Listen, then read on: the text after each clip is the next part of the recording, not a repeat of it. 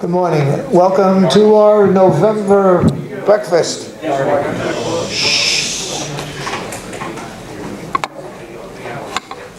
This is also the meeting right before the 25th of Kislev, which is next week, and it'll be Hanukkah. Unbelievable, it's come by so fast. Do we have any guests here? Well, we're going to make you, you're a speaker, we wait for you. I got one. All right.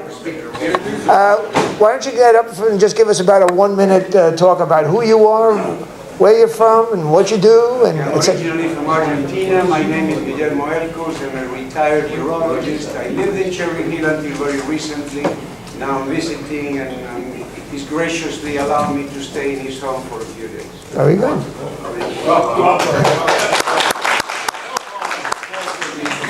Do we have any additional guests here? Young lady? You get your chance. You get your chance.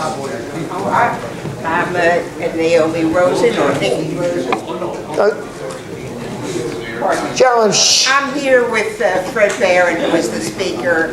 I live in Voorhees, and I'm a grandmother. I belong to the JCC and I go to classes here, so I'm familiar with it. Very good. Thank you. If there are no additional guests here, there's a gentleman's about. Fred, how would you like to do the motzi?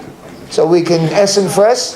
Baruch atah Adonai Eloheinu melech haolam hamotzi lechem min haaretz.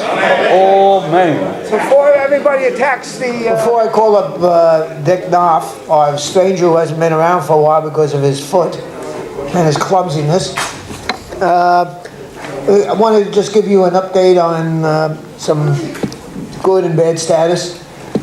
Mort Pomerantz, he's been through a lot, to say the least.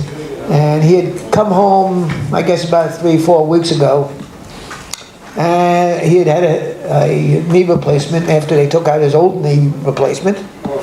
Well, unfortunately, he took another flop, and he landed up back for another surgery and another stay at Lionsgate. Well, he's coming home on December 3rd, so hopefully the meeting afterwards, maybe we'll see him again. Also, the men's club would like to offer condolences to Rich Dutkin and Gail Dutkin on the loss of Gail's mother, who had been sick for quite a while. If anybody wants to send out mitzvah cards, and mitzvah cards are cards that we send out, individuals send out for multiple reasons, whether they be good things, such as nachas, grandchildren being born, marriages, etc. You can contact Len Berman, wherever he is. There he is. Or you can buy a packet, which is really worth it, where you pay $25 and get 6 instead of 5. So if you're interested, see Len Berman, or see Ed Stein if you want to get a packet, or maybe it's Ed. Okay, Ed will sell you this. I give you the box of cards. I can't see you. Raise your hand. There you go. One has the card? Yeah, Okay. He's got all of the cards. Brand new, fresh off the press. Okay. Also, yeah, Mike. Is there any other way to get mitzvah cards? You can order mitzvah cards on the web. There is a pull down, and you type in why you want to send it, who you want to send it to. You can even link it to the web where you can use PayPal or your credit card to pay for the card. So we've made it as simple as can be. Okay, Dick would like to hopefully give out some name tags for our newer members. We are sitting now, counting our baseball representatives, at 130 members.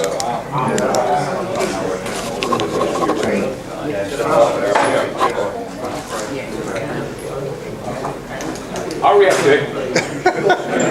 Chester has arrived. Oh, you don't know how good it is to be back. Anyway, before we look for some of these new players here, Barry Foreman, would you please get up? and tell us a little bit about yourself. I gave him an application, of course. My name is Barry Foreman. I live in Amesport right now. I lived in Laurel for 40 years. He's from Brooklyn. Hey. Oh, that's right. I'm from Boston. Where am I? I'm a semi-retired gentleman, but it's not working. So I still work 1 to 2 days a week, and That's what I do. see you all on Sundays.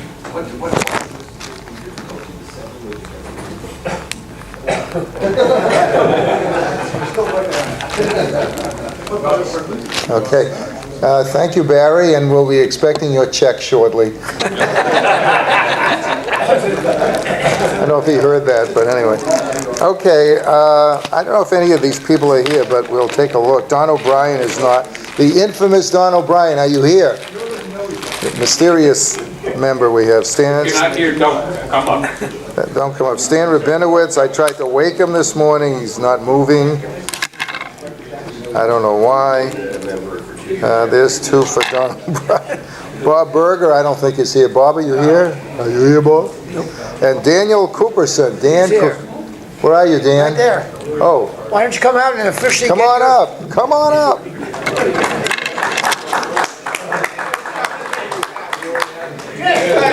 What's he got, one for each side? Hey, look, what for each side, look.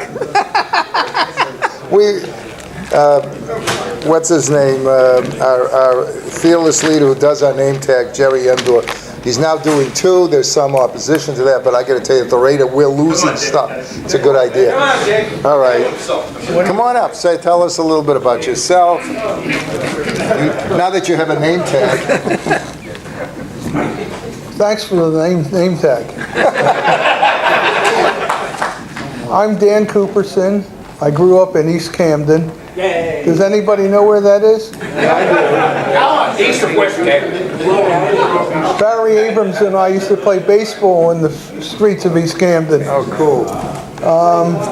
I graduated from Woodrow Wilson. I went to Rutgers and graduated. I have 2 master's degrees. I was a social worker and a manager during my career, and I've been retired for 85 years. It seems. A community guy. Thank you. One other thing. If anybody needs an application, let me know. You know of someone that is interested in joining, please give me a call. You've got my email.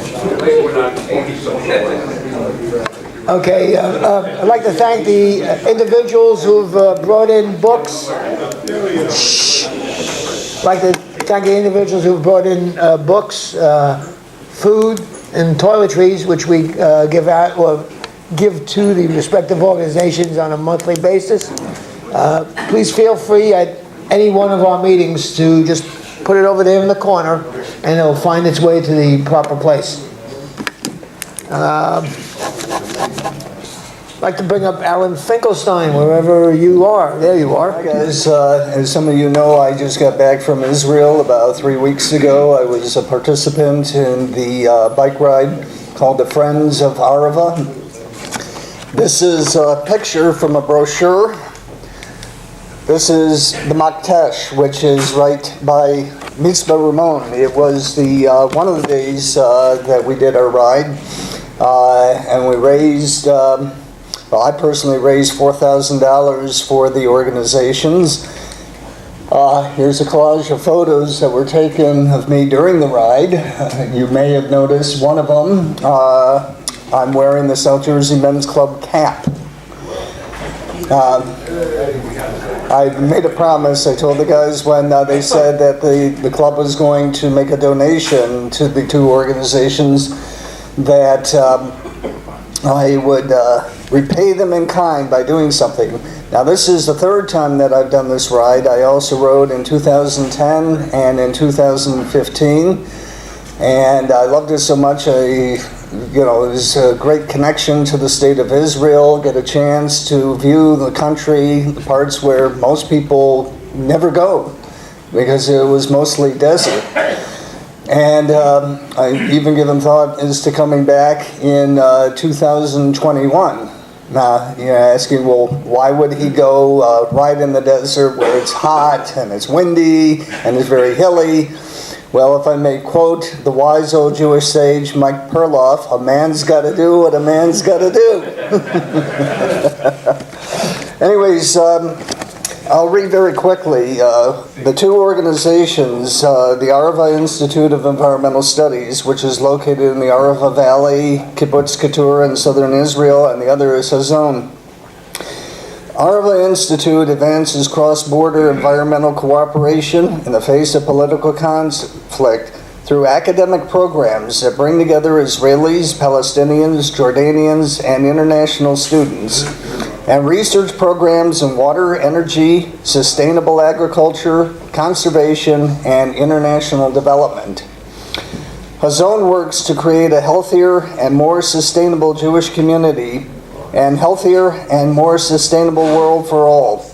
Through a series of retreats, educational food programs, and a growing network of like-minded organizations, Hazon provides transformative experiences and innovative educational programming within the Jewish community and beyond. So, I was in Israel for 12 days. Yeah. And, The right arrow will keep it. okay. So, this was just before the start of the ride.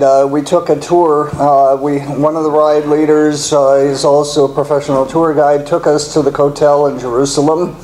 I put on tefillin and went up to the wall and put a note on the wall with the names of all my family, neighbors, friends who are in need of physical or spiritual healing. And the guy in the blue next to me was also a rider. And we then walked through the old city. We saw a lot of things, synagogues, archaeological ruins, and so on. And this was the start of the ride on the first day. They had us doing stretching. And then we started the ride after they blew the shofar. And we did a descent down from Jerusalem. And then eventually we found ourselves going uphill.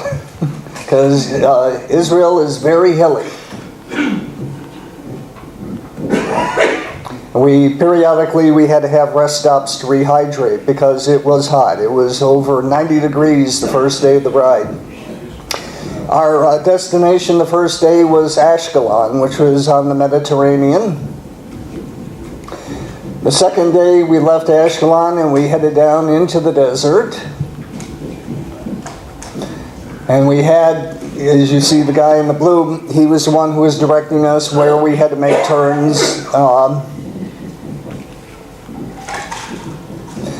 We stopped at a park overlooking Gaza City in the background, and two tour guides were telling us a little bit about the history of the conflict and also about there were aquifers and reservoirs and the work that the Arve Institute and other organizations were doing to help conserve water.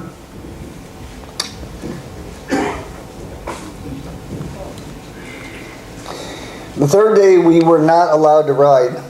There were rains in the north and they were worried about flash flooding, so what we did was we hired tour buses. So on the left you see a picture of me at Sde Boker, which was the tomb of David Ben-Gurion. And on the right we're going to see ancient ruins of a civilization called the Nabateans. On the fourth day, we arrived at Kibbutz Keturah. We started from Mitzvah Ramon and we had to ride down into the Baktesh. It's a very steep descent with a lot of turns, so you have to be able to navigate your bicycle, be able to slow and make those turns. You see me on the left, that was just before the start of the ride on our descent. And on the right is the kibbutz. Then we continued. You can see that this rider behind me has some kind of fireman's hat. And now, through a bit of magic, he vanished. And then he reappeared.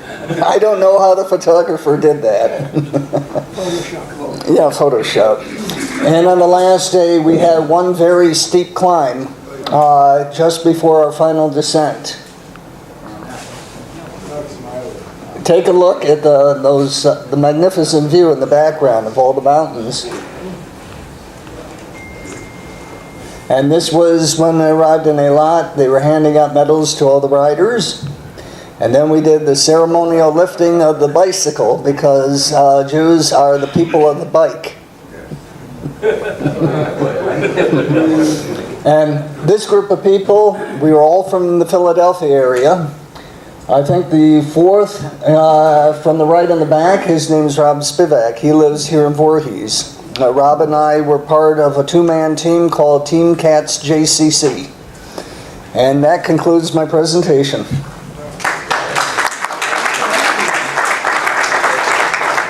Just want to let you know that Men's Club had made a donation of $118 to sponsor him, so thanks, guys. All right. First of all, I'd like to thank people who have donated food or their time in setting up, sorting food for JFCS, and then also for stocking the shelves at the pantry. Now, at the last time that we did the pantry restocking, we found out that they had a problem. Some of them were small problems, others were quite major. They have shelves that are made out of plastic, and they've had several occurrences where food, especially the heavy canned food, would be put on the plastic shelves, and before you know it, they were on the floor. So South Jersey Men's Club decided to see if we could help them a little bit, and the board essentially donated or promised a donation of $500 to get them some new cabinets. So these are metal cabinets. They're, I think, five shelves high, from what I remember. They had 4 shelves high, as I said, made out of plastic, which really were a problem to them. And during the time when they get their food, you know, which is essentially done twice a year, and the rest of the time it dribbles in, those shelves get pretty filled pretty quickly. Unfortunately, they also disappear because of the amount of food they have to dispense. But to try to prevent this from happening in the future, where they have problems with stocking of shelves, as I said, the South Jersey Men's Club has promised a minimum of a $500 donation. Now, Ed Stein, if you'd like to just tell us briefly what we're planning to do. You can keep it to 2 minutes. 1 minute and a half. So somehow the accountant that I am got in charge of mechanical engineering, but I have a great consultant in the background over there who's going to help. He doesn't know it yet, though. We're going to obviously buy some metal shelving that's more appropriate for the amount of weight that these cans, because they get stacked 3 and 4 high on a shelf. And take down the old plastic shelves, replace those that need to be replaced, hopefully add some shelves in some areas where there's space to add some shelves so that they have more room to place food, especially after these 2 big food drives. And then there's also a couple other things that we're going to try to do, help them. If you've ever been to the food pantry on Route 70, the entrance to it it's a basement. So the entrance to it is like a step down about this high from the sidewalk, well, not sidewalk, from the driveway. So we're going to try to do something there to put a step in so that you can enter it easier. And there's a couple other things, but Mike Perloff is also involved. He acquired some shelving from somebody through Craigslist, I think, and was able to sell it, so we have another couple $100 that we can use for new shelves. And we're also going to try to get Home Depot, who has some type of foundation that helps organizations, charitable organizations, possibly try to get them to donate either some of the shelves, all of the shelves, maybe even help us put them up. If we can get them to help us put them up, we need less effort amongst our members. Otherwise, we're going to be looking for everybody to give us a hand putting these shelves up. They've got to be, the ones we were looking at initially they don't need to be bolted together. They kind of snap together. But depending on the weight of the shelves that we end up getting, we may need some help, because if you've ever put these garage shelves together, it takes a little bit of effort with all the nuts and bolts and so forth. I think that's it. Thank you, Ed. And it mentioned this will probably take place during January, which is their so-called quiet period. So probably we'll need just people to help with, as I say, screwing in nuts and bolts. Okay. Mike, I'd like you to come up and talk about the protective vests / jackets, whatever you like to call it. Also, Nelson, wherever you are. You may have seen in the, I think it was about a month ago, there was an email that went out regarding making donations towards these protective vests.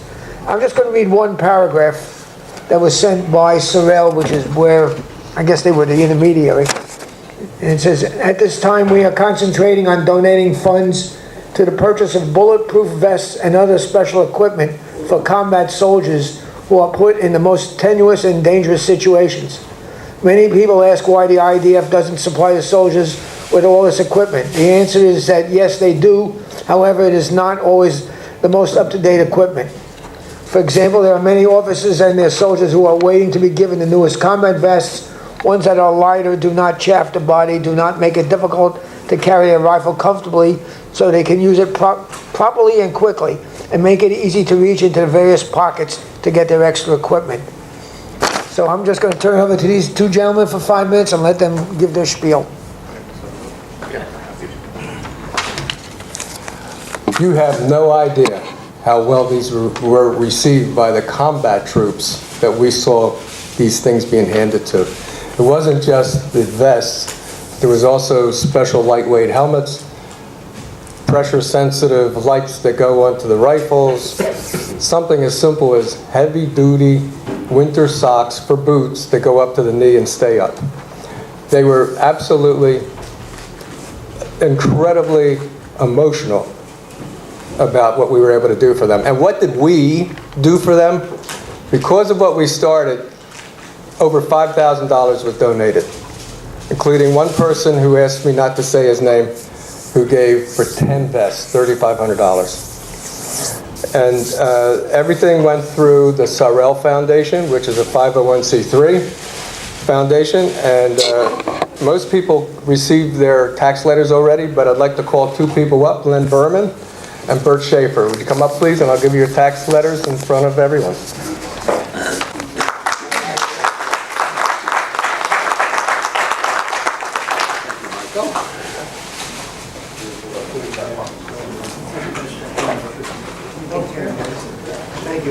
Okay, while Mike's handing out those tax letters, let me give you a little perspective. Mike and myself went to Israel to work on a military base through the Sorrell program. And before we went out there, Mike was contacted by the Sorrell leadership saying they need this vest, these vests, other supplies. Now, you know, I've been in the military, or was in the military for 32 years in the United States. And we don't usually go outside to get our military supplies like a bulletproof vest. And I doubted that it was actually needed by Israel, but I was wrong. In fact, on Friday morning, we actually handed out these vests in Tel Aviv. Not the vests, we handed out other things and said, you're going to get your vest. And there was 4 soldiers just came back from being on reconnaissance in Syria. Young guys, I mean, they nice, good physical condition, carrying their weapons with them. They were so happy that we were going to give them this special equipment. In fact, there was some equipment actually in the middle of the floor, and they were almost fighting over it for themselves. Again, these people were in Syria that previous night on reconnaissance, and they go in there every night. And they go into Gaza every night. They were telling us that. And it was just heartwarming. So we have to support these people, the Israeli Defense Forces, because they support the Jews. Thank you. Mike, who's yours? Just want to mention that probably sometime next year we'll do a program about this, so we'll get a little bit more in details as to how this thing works and what we do, etc. Yep. Just one second, if I could. If you notice the shirt that Marty's wearing and the shirt that I'm wearing, we have the long sleeve shirts. We have a few of them left. If you're interested, they were $25. It's winter time. Boy. Long sleeve shirt, club shirt. I have it. See me after the... As long as you don't have triple X, right? I don't know. We'll have to check. Okay, before I introduce Dave to introduce the guest speaker, just two upcoming events. On December 16th, we have the Man of the Year Award, and Dave Schwartz is our Man of the Year from South Jersey Men's Club. So we will be going over to Pennsylvania, Wynwood. It's the Temple Hillel / Bethel, or is it Beth Israel? I forget. In Wynwood. And we won't have to eat rubber chicken because they have very good hors d'oeuvres. And the second item is you'll be getting some emails sometime, probably early December, regarding Coping with Christmas. We will be having our annual Coping with Christmas lunch, and Abe Furtis will provide additional information later on, as I mentioned. In the past, we've had some excellent turnouts. I think last year we had about 40 or so. And this is an event where you can bring your wives, your significant others, etc., etc. There were a couple of logistic problems by the restaurant, and we've been told that those problems will be remedied, and we shouldn't hit them again. But from last year, the food was reasonably good. Okay, Dave. Oh wait, Abe, you want to talk about it now? Hi, I'm Abe Furtis, and we are organizing the luncheon as we usually do. It's very difficult to find a place that's open Christmas that can handle 40, 50 people. And we did last year at the Voorhees Diner. We had some problems. I talked to the guy, he's swearing his mother that it's not going to happen again. So we'll give him one more chance. But I mean, the issue that happened last year was, besides some food problems, was that there were people there that came for breakfast and they didn't leave.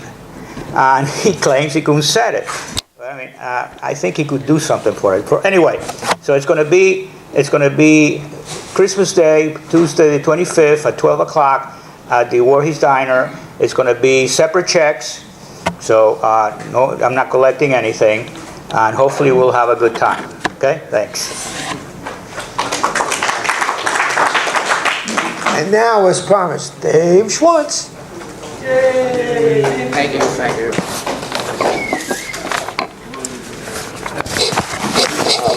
Something interesting happened yesterday. The Voice came out, and our guest speaker is on the front cover, right here, Fred Behrend, with regard to a recent function he attended. So make sure you buy your copies before you leave. Some of you know that Fred spoke here about 2 years ago. We've had him here 2 or 3 times over the years. He's very funny, pleasant chap. And 2 years ago, he spoke about his experience of fleeing Germany. A year ago, his book came out. Larry Hanover and Fred wrote the book. And it's been very successful, and I understand it's going into extra printings since Fred was just so excited about it happening. Fred is a neighbor of mine. He and Vicki live nearby, and they're wonderful neighbors. They're quiet. They keep their property clean. Anyway, so for those of you who don't know, Fred fled Germany at the age of 12 to Cuba and then to the United States. He was in the U.S. military, which he'll tell you about. Larry Hanover is a recent past president of Bethel Men's Club. Yay. Very good. The best job, ex-president. He is good. Larry is an award-winning reporter and editor, spent about 20 years at the Times of Trenton and a brief stint at the Courier Post. Presently serves on the Temple University Adjunct Journalism faculty. He lives in Cherry Hill, and I welcome Larry Hanover.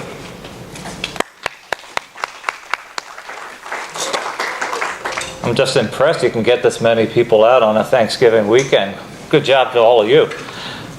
The bookkeeping for the book first, for our holiday special, which is actually the same special we always offer.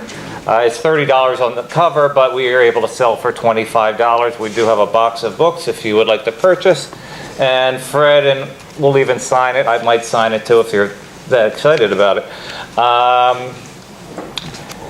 People generally want to know how this project started. Well, it was very simple because Fred goes around talking to schools and organizations.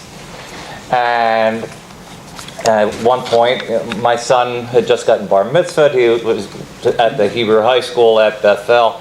And Rabbi Jeff Warnowitz at the time said, he sent out an email, we're going to have a Holocaust survivor speaking to the kids, and if the parents could come, that would be great.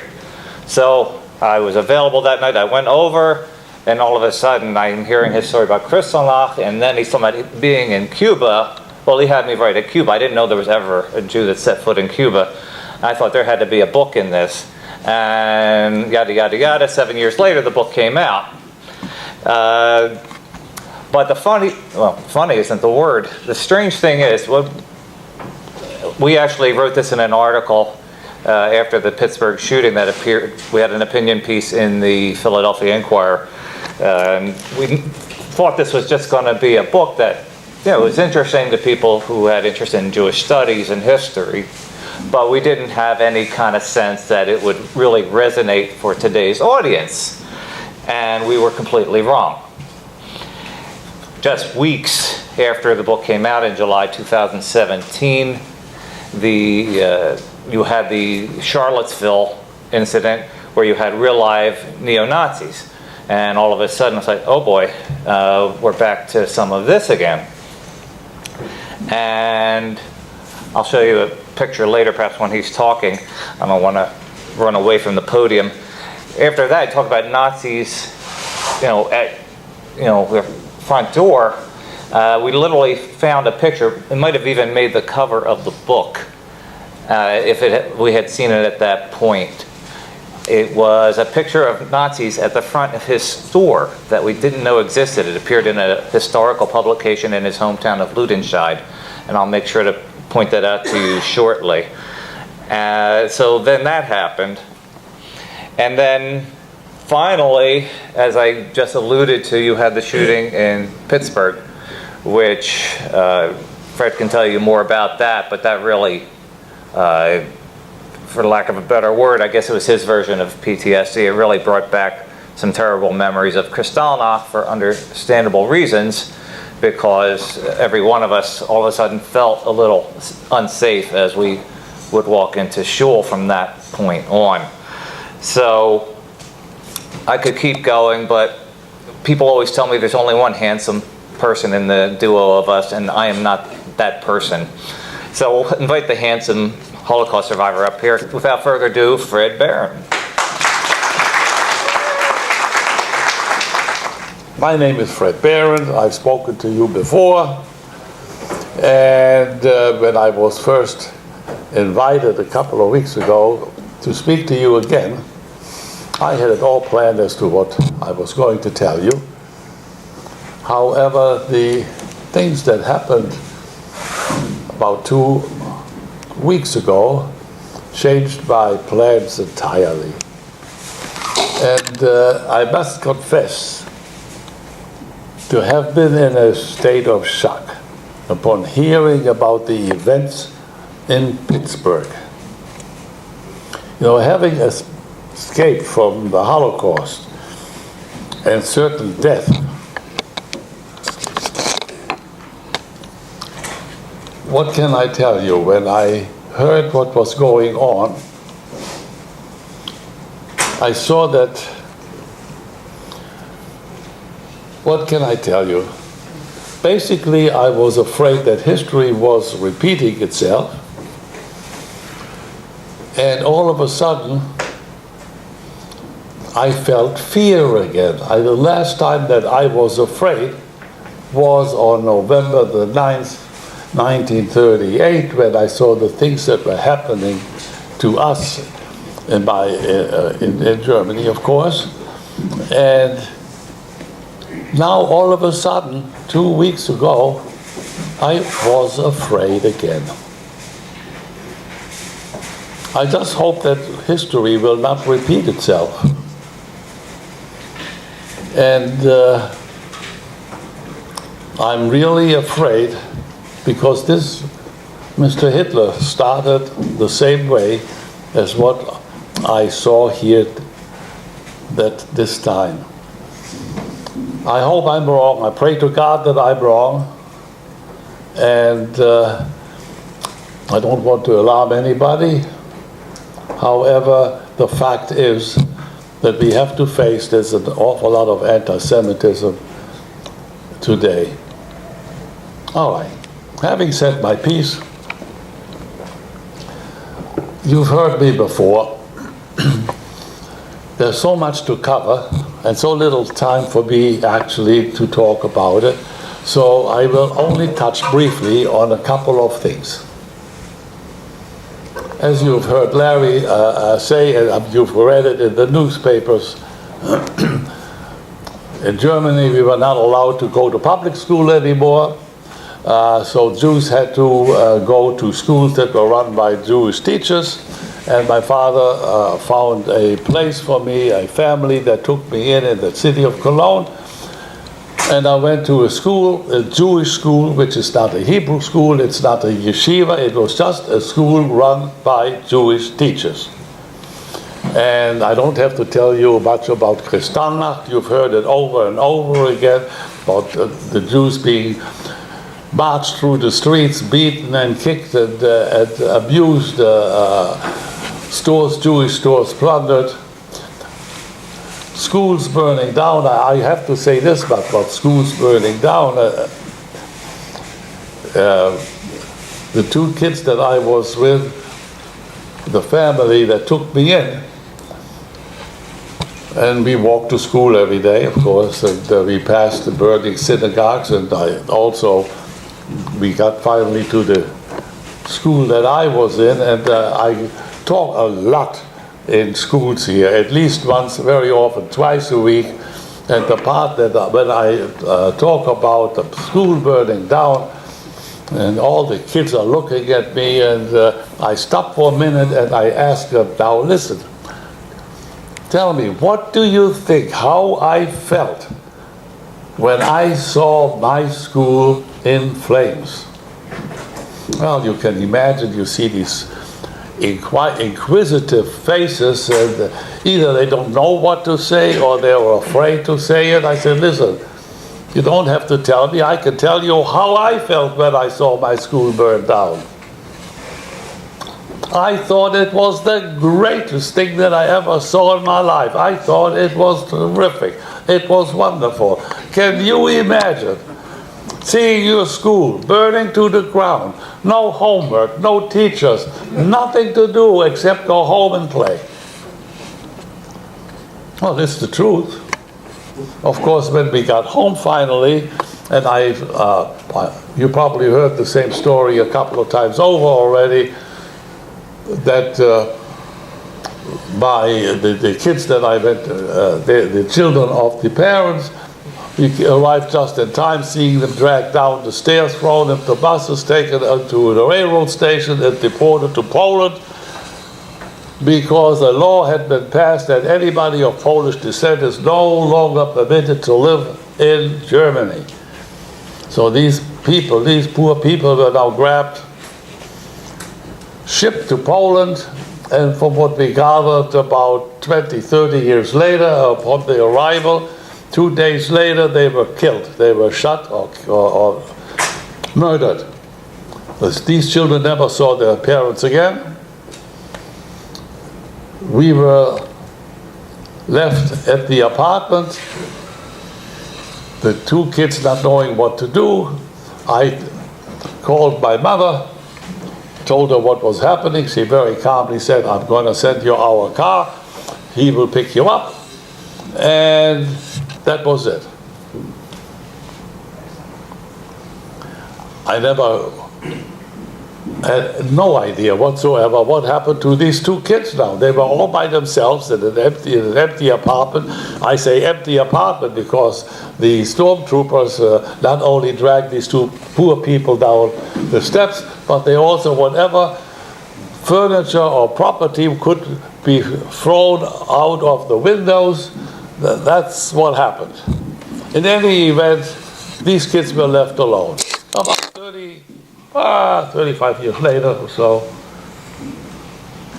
after I was discharged from the army, I wanted to get to college. I couldn't make college because there were about a couple of 100,000 GIs that also wanted to go to college, and I had to wait 2.5 years until I could enter. My parents had to be supported because they were old already, and I had to help them. In any event, no college. I went to a very nice school called the RCA Institute, where I became an electronics genius. I became a television mechanic. I'm rushing all through this because I want to come to the source of my little talk here. And as I said before, I became a television mechanic.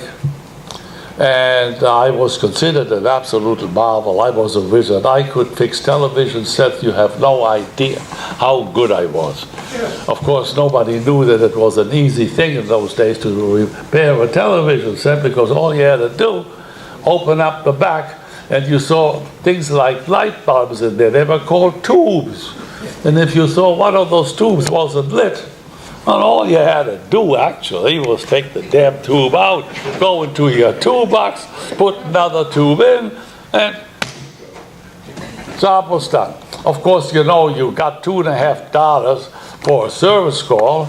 You couldn't really live off of just the $2.50, so you had to put on a little bit of accent. You have to say, "Oy vey, oh my God, oh gee, this is awful." Then you had to put an act on. I mean, after all, people were spending $2.50, and now if the tube, God forbid, should have been $1.50, wow, that was already a lot of money, and they expected something for it. In any event, you know now as to how terrific a mechanic I was. One day I get a telephone call from a lady who said, "Mr. Behrend, you came very highly recommended. You're supposed to be a genius. You are supposed to be marvelous, that you can fix television sets better than anybody else." I said, "Well, let's not overdo this," but she says, "I have a very sick one over here. Could you come and look at it?" I said, "It would be my pleasure."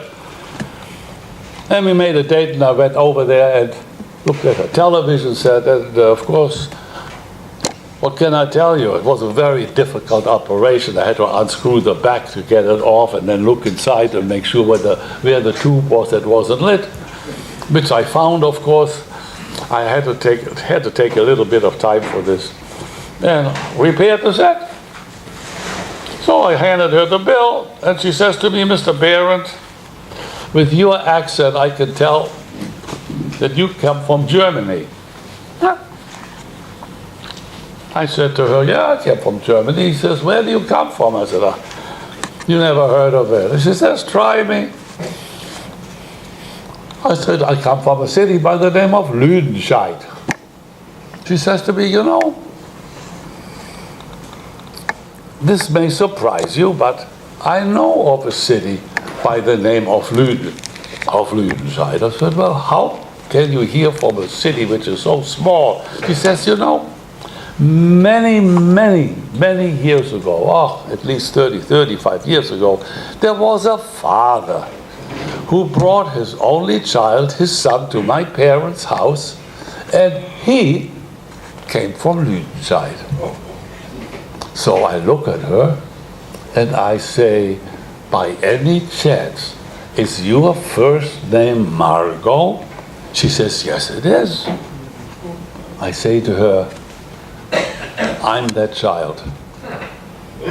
Now, during my lifetime of 92 years, I've witnessed basically 3 miracles, and I call it a miracle. I'm going to skip a little bit now. About a week and a half ago, I was invited to a school. It's called Politz School. Politz School in, I think it's Cherry Hill, to talk to the students over there. And my talks in public schools is always repetitive. It's always the same thing. I talk about where I was born and under what circumstances the school escaped to Cuba, coming to the United States, the usual. And the head of the school was a man by the name of, I got it over here, Glühstein, Rabbi Abraham Glühstein, who was the head of the school, was standing there and listening to my little talk. And as I was speaking, I watched him, I looked at him, and he became a little bit, call it aggravated. He was, I saw in his features there was something wrong. And while I was talking, he rushed out of the room. I thought I said something wrong, but something I shouldn't have done. But in the way that he left, I said, gee, there is something wrong over here. Oh, it had to be maybe 10 minutes later. He came back. And he hands me a cell phone. And he says to me, there's somebody on this phone that wants to talk to you. I didn't have the foggiest notion what he was talking about. I pick up the phone, and the voice comes over the phone. He says, by any chance, he says, is your name Fred Behrend? I said, yes, it is. I said, who am I talking to? He says, my name is Heinz Baum. Now, Heinz Baum was the son, or the boy that I went to school with, the son of Cantor Baum and the Margot Baum, the one that I met 35 years afterwards. And the odd thing was that I talked at the Politz School. It was November the 9th, 2018. 80 years rather, to the day. That was the last time that I spoke and saw Heinz Baum. So I was absolutely flabbergasted when I heard his voice, and when I thought, I didn't know whether he was still alive or anything like this, because I knew that he was not killed. I knew that he was alive. Because during about a week or two after Kristallnacht, there was a bunch of Quakers from England, little small groups of Quakers that came to Germany, and wherever they found children who were separated from their parents because they were picked up, thrown in concentration camps, they grabbed them, put them on buses, put them on boats, on the ferries, took them back to England and placed them with families there, where they stayed and where they lived until the end of the war. Now, those are the 2 miracles that I would never have thought of could happen in one man's lifetime. There are more. If time permitting, later on, I probably will mention them. You heard Larry say that we escaped to Cuba, and one little item that I shouldn't forget to tell you,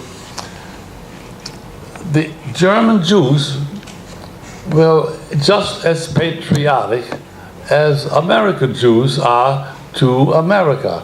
And the German Jews were very strong patriots of Germany, to the Kaiser. And when the First World War was started, most of the Jews immediately volunteered to take up arms and fight for the fatherland. My father was no exception. And I should also mention that my mother's first husband, she had just been married 6 months, immediately volunteered to fight for the fatherland. And it turns out he was the first person in the city of Lüdenscheid. Now, Lüdenscheid had a population of about 48,000 people. He was the first one that fell during the war, that gave his life for the Kaiser. And in his honor, they erected a monument to the first one that gave his life. My father, in the First World War also, immediately volunteered for a regiment from the city of Bückeburg, which was actually a country or a state within a state, to his prince. He was wounded twice, always went back to fight, was awarded the Iron Cross and Cross for Bravery. He had three medals.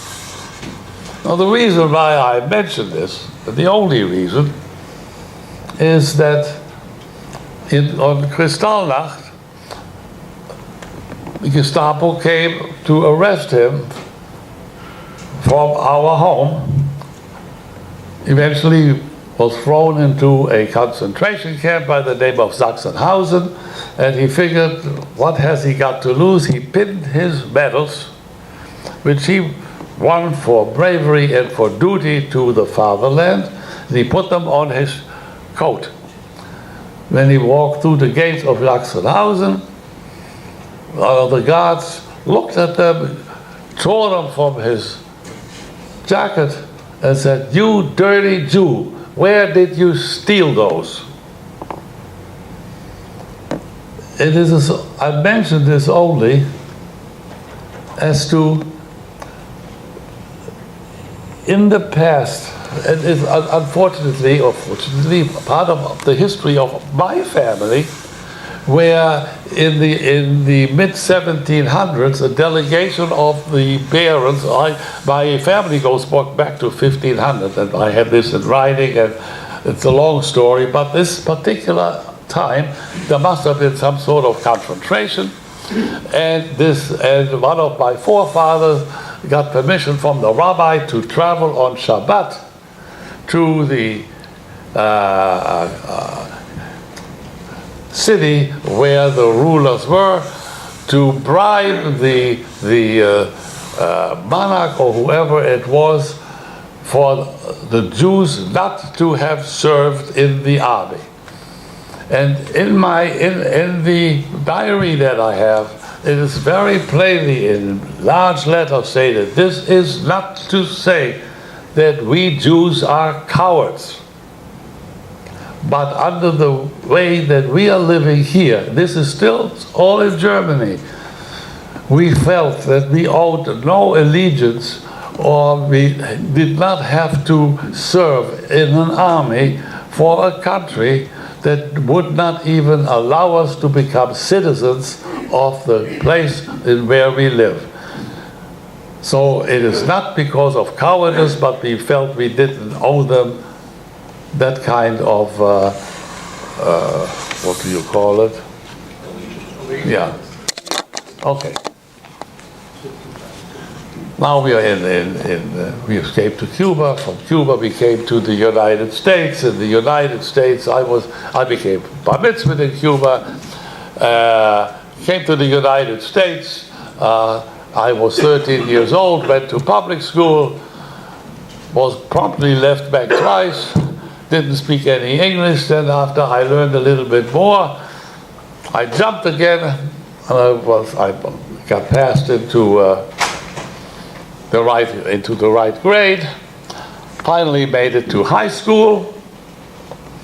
And in high school, very important, German Jews settled in the city, most of them settled in the city of New York, into an area called Washington Heights. Later on, we called Washington Heights the Fifth Reich because there were hardly any Americans there, mostly German Jews. Any store that you would go into to buy things, they were all in hands of German Jews, and the official language was German. So now I'm in high school, George Washington High School in Washington Heights, and you can imagine there's a lot of refugee kids like me going in, being in school there. So the kid next to me on my left was a kid, never liked him then, don't like him now. First name was Henry, last name was Kissinger. You don't like him either. The one to my right was a kid by the name of Freddie Westheimer, a hell of a nice kid. He was my best friend until the day he passed away. He only made one big mistake, and that was during his lifetime he made a little shrimp of a girl, and I don't know what made him date her for some time. I never liked her either, to be honest with you. And one day he calls me and he says, "Fred, would you be best man at my wedding?" I said, "Well, of course I want to be best man at your wedding. Who are you marrying?" And he's hemming and hawing and hemming. He doesn't want to come out with it because he knew that the girl he was dating at the time I really wasn't that fond of. I could tell you the reasons why, but I won't go into it. Anyhow, she was a nice enough person, but the problem was she had a 5-year-old daughter in tow. He was my age, 22, 23. I said, "Fred, you're crazy. Raise your own family. You don't have to marry somebody that already brings a child with her." Well, he didn't listen to me. I tried this way. I said, "It's not too late, Fred. Tell her you changed your mind." Well, he wouldn't listen to me. So he married her. She decided to go to school. We went about 4 years. He put her through college and everything. And of course, you guessed it by now, of course. Her name, she changed the name from, what the heck was her name? I forgot already. Carolla. No. Carolla Siegel. Carolla Siegel. Carolla, you're right. Her name was Carolla Siegel. She went from Carolla to Ruth, and you know her as Ruth Westheimer, Dr. Ruth. So those were... I can't talk bluntly because you got two ladies over here, but she's to this day the biggest pain in the butt that you have ever met. But we sort of adopted her, and she is part of our family. We are very good friends, of course. I mention this mostly to people like yourselves in public libraries and everything, because lately it worries me, because we are talking about the amount of immigrants, the people that are fleeing from South America, from other countries, to come over here to find shelter, and most important thing, safety. The same reason that we came here, because we were promised and we saw that we would find safety in this wonderful country. And lately when I talk about not only safety, but immigrants and refugees, because I was a refugee, and we certainly were not received with open arms over here. When I looked for a job and they heard my accent, they would ask me, "Did you come over in the 30s and 40s from Europe?" And if I would say yes, the answer always was, "Get out of here, we don't hire refs." Not much has been changed. People were always afraid, for the reasons of their own, to hire refugees, immigrants, or whatever it is. However, and I'm going to tell you this very, very short story. I had a very good customer of mine His name was Moyer, Bill Moyer. The name may not mean anything to you, but he was press secretary, I think it was for President Johnson. And I get a call one day from a lady saying that I came very highly recommended, and I was in the air conditioning business then. Could I make a survey? They had just bought an apartment on Central Park West. So I went there and I looked at the apartment. The walls were completely empty, nothing hanging on the walls. Very quickly I made my survey. I gave them the prices. I told them what they needed. And Mrs. Moyer says to me, you know, Mr. Behrend, my husband is out of the country right now. Would you consider when he comes back, just run this thing by him again. You got the job, don't worry about it, but it would be nice if you could talk to him personally. I said, sure, why not, I'll be glad to. About 3 weeks later, I came back to the apartment. They're unrecognizable. The walls were just the way you see the walls over here, completely bare. Then the first time. When I came back, these walls, you couldn't see the color of the walls. They were all covered with pictures. Pictures of princes, of kings, of prime ministers, of presidents, all the people that he visited on his travels for the government. And I was amazed. I mean, I never heard of Bill Moyer. Who the heck was he? And I was introduced to him. I sat next to him, and just 5 minutes, the deal was done, and he says to me, Mr. Behrend, with your accent, can you tell me where you come from? And I go to the usual spiel. You never heard of it. Come from the city of Lüdenscheid and came over here. But how did you get here? I said, Mr. Moyer, that's a long story. I got other customers to see. Well, you have enough time. You sit over here and tell me briefly. Well, I never was able to talk briefly to anybody. That's a dirty laugh. So I told him how we managed to escape, and it really is a big story, and finally made it to this country with where milk and honey was flowing on the streets. And he said to me, you know, Mr. Behrend, you must be very grateful to this country for allowing you to come here to start life again and make a new good life for yourself. And somehow it did not sit well with me. And after thinking a couple of seconds, I said to him, Mr. Moyer, I think you have that wrong. I think that this country owes us, who came to it in our own free will, strictly because it's offered us safety and opportunity. And we came here, we chose it to make a new life for ourselves, and we made this country what it is today.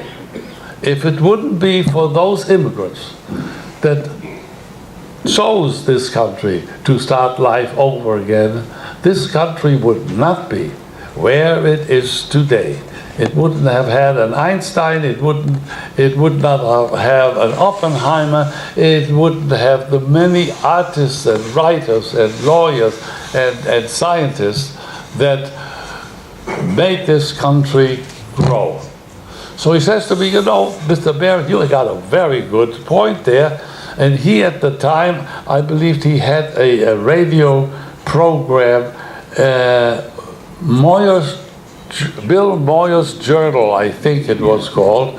And he said, you know, I would like for you to come and I'd like to interview you on my program. I said, you know, that's very flattering. However, I'm sorry, I just cannot accept your kind offer. He says, why not? I says, well, I'm very outspoken and I have my own ideas and I need my customers more than I need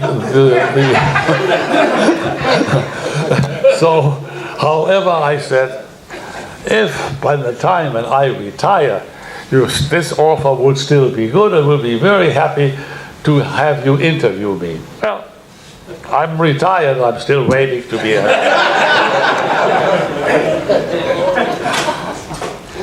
Anyhow,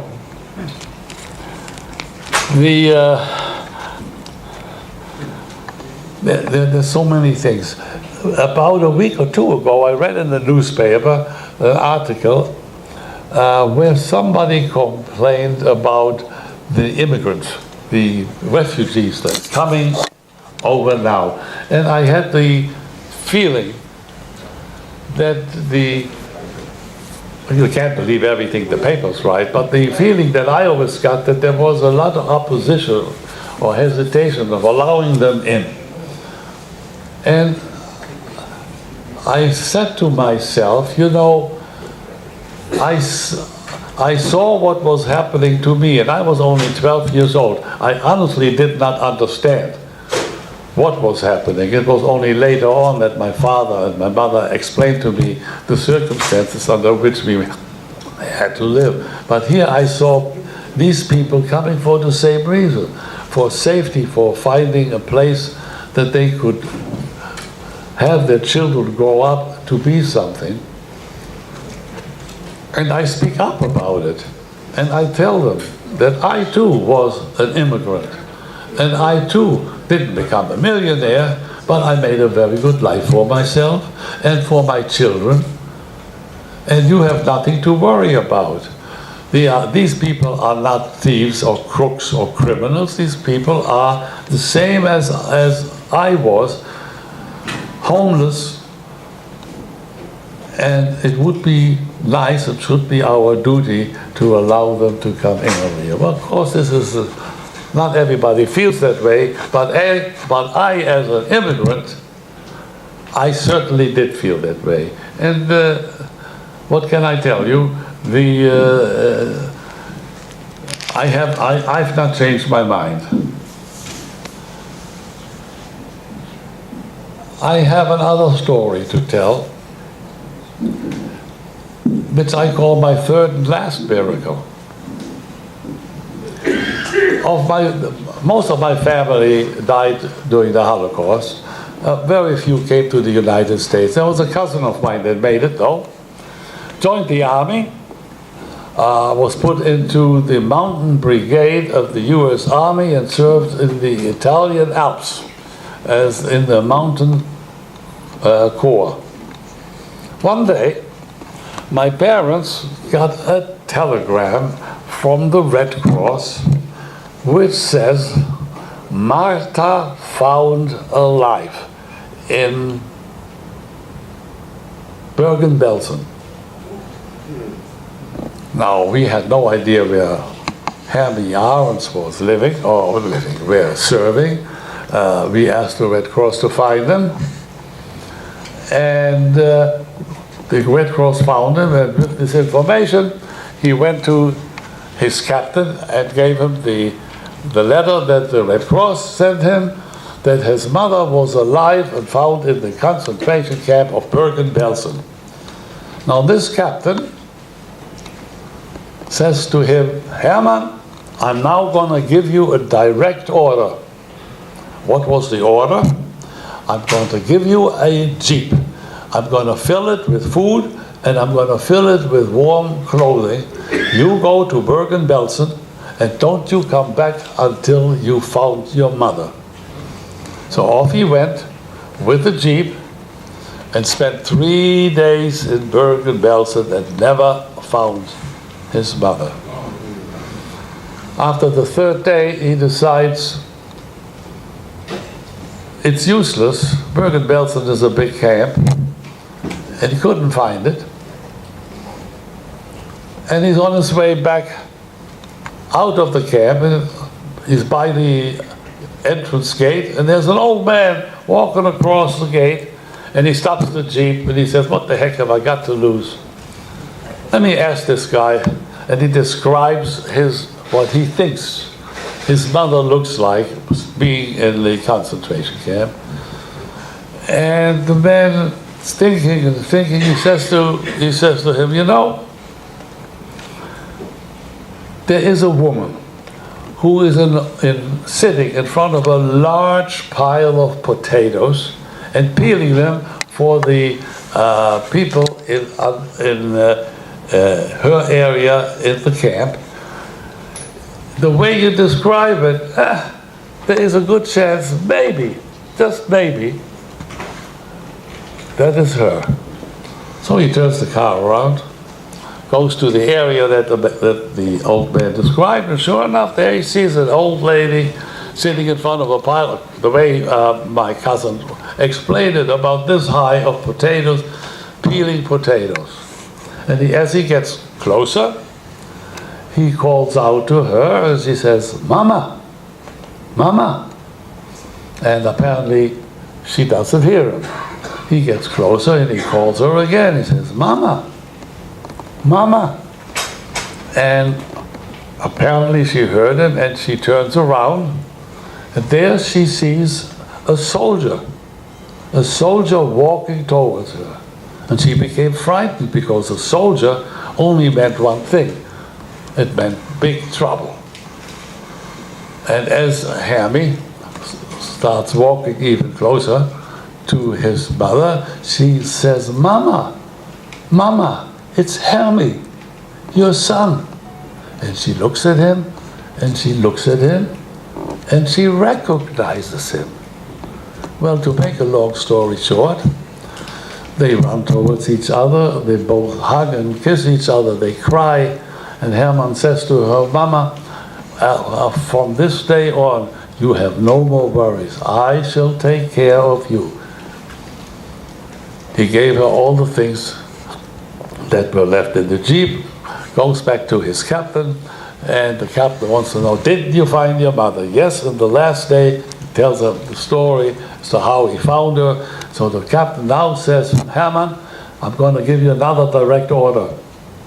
I'm going to borrow and steal as many trucks as I can, and I'm going to borrow and steal as much food and clothing and blankets that I can, and you're going to take them back to Bergen-Belsen and distribute this amongst your amongst the prisoners over there," which is what he did. His mother eventually came to the United States and lived with him until her 100th year. Now, I also consider that a miracle. These are the things that happen. Now, wait till you get to be 92 years old, and you will have similar stories to talk to your children and to your friends also. When I think back as to the things that have happened in one lifetime to one person, I'm always amazed. Do I have? Oh, I got it. Oh, God. I will next. Fred, why don't you take some questions? Would you just take one quick story about Werner von Braun? Military? All right. Well, it goes with very quickly. All right. We won World War II strictly for one reason, because the U.S. Army decided they couldn't do without me, and they drafted me. So you can thank me for winning the Second World War. But in all the duties that I had during that time, the army being what it is, decided to put me into a camp and introduce me to a man by the name of Werner von Braun. Now, the name Werner von Braun may not mean, yeah, that's him. So he wrote there with fondest memories of time spent together. This was in El Paso, Texas, and White Sands Proving Grounds, because Werner von Braun was the builder and inventor of the rockets, the V2s and the V1s that bombed London almost into ashes. He built them, and he's basically it's an invention. He designed them. He was a genius. And the army, in its wisdom, decided that this was the place for me, and that I could help him get to the moon. And tell you, you laugh. Don't laugh, because about the first week that I was in the compound together with Werner von Braun, there's a big picture about this wide, this high, hanging on the wall, and nothing else around it except this picture. It says, "Professor, what is this picture? It's a wagon wheel. That's what it was. It was a regular wagon wheel with spokes running to it and an axle in the middle. I said to him, who hangs a picture like this on the wall? He says to me, Sergeant, I was a sergeant then. Oh, I was becoming a millionaire because from $15 a month I was now raised to $20 a month in the Army. So I was on my way to get rich. Anyhow, he explains to me that you see that wagon wheel over there? He says, you see those spokes? I said, sure. He says, that's where people are going to be living in space. I looked at him, I said, you know, you're putting me on. You mean somebody is going to be in space and living there? And he goes to me and he says, and you're going to be around to see it. And not only did I see it, I mean, we shot rockets up there, and we were experimenting already. But again, in one lifetime, to be together with a man like this, with the foresight, with the intelligence of being able to develop something like this. He started NASA. He built the Titan rocket. He was the first one that had manned flight that high. Anyhow, the Russians beat us to it by 2 years because they were much smarter than we Americans were. They took the best scientists who volunteered to go to Russia because Russia promised them more than we did, and we were way behind, but we caught up, of course. But again, I say this is all in one lifetime. It's the most amazing thing. In any event, I thank you for listening to me. And anytime you want to hear more of my bullshit, I mean my stories, I'd be more than willing to come again. Thank you so much. Thank you. Larry, please join it. Oh, I'm getting a certificate. You're gonna get a medal. This is all for the high pay that you get instead. Oh, I see. Larry? Oh, wow. Oh, that's nice. Thank you very Our much. appreciation for... Turn it around, I'll take a picture.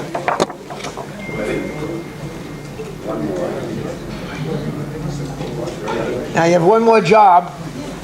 You gotta pick my ticket number. What's going to happen The if it's winning the wrong portion one? is $55. Wow. What's the losing portion? The rest of us. Last three numbers, 961. 961. There you go. Oh, it's fake.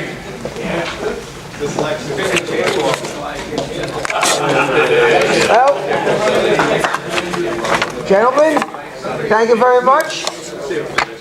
Folks, if you want to get booked, we'll be setting up right over here. Is there We'll leave it. there's an investment club meeting right after this meeting?